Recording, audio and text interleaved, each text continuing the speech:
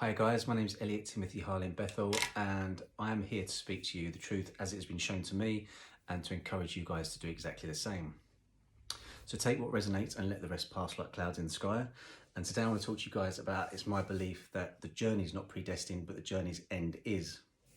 So you've probably heard me speak about before how I believe we are pure light, which is one of the highest vibrational frequencies there is. And then we chose to descend into density to experience physicality. In the physical, and this comes with its own risks, obviously, because we can die and then being reincarnated many times to learn certain lessons, and we can keep coming back to learn these certain lessons until the veil comes down and we actually realize certain things. And one of them is the biggest realization I found for myself was that the veil of forgetting and forgetfulness was actually my choice.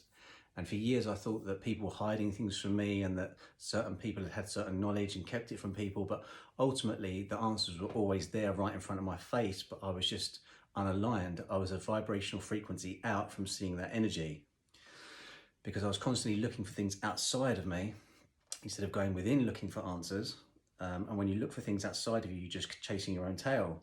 Whereas when you go within and look for answers within you, ultimately the Akashic records are within you because we're a part of the whole and therefore the whole is a part of us. So you realize you're not a drop in the ocean, you're the ocean in a drop. So when you look within yourself, the answers are all within you. As within, so without, as above, so below. So when I realized this, you realize that everything is cause and effect, that everything is the law of attraction, everything's karma, everything's the principle of correspondence. I mean, 2 of these are the 7 Hermetic principles, which I'm going to do a video on tomorrow. So you start to plant seeds and then you reap what you sow. And it's just basically the same term, just using different ways to help people understand it. There is a part which is 50 of the Gospel of Thomas, which describes how, in a metaphor or parable, how Jesus spoke about how we are the light and how to tell people you are the light and where you come from and what our sign is that we are part of it, and it's movement and repose. Now, which again is just another term for vibration and frequency. So we are light energy vibrating at a level of frequency. And when you choose to tune into certain frequencies, then veils come down and you see certain energies.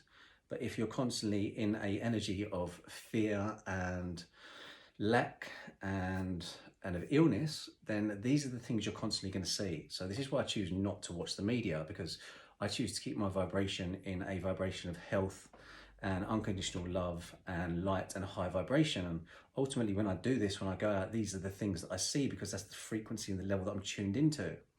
It's like when you're sitting in your car and you're driving along and you're listening to BBC Radio 1, it doesn't mean that Kiss 100 and Capital Radio are in that car with you. It's just that you're tuned in to that one frequency. But why not open yourself up to all these frequencies and then cherry pick which ones you want the best, because ultimately the kingdom of heaven is within you and you can pick which ones of these you want to pick. And then once you pick these frequencies you want to see, boom, boom, boom, boom, boom, boom, boom, all of a sudden you start to see these certain things. Like when you think to yourself, I haven't seen Jane for 6 months, and then bang, all of a sudden Jane turns up. It's because you've tuned into that frequency of Jane and now you've got a message to exchange with each other, because the Greek word angel or angelos actually means messenger.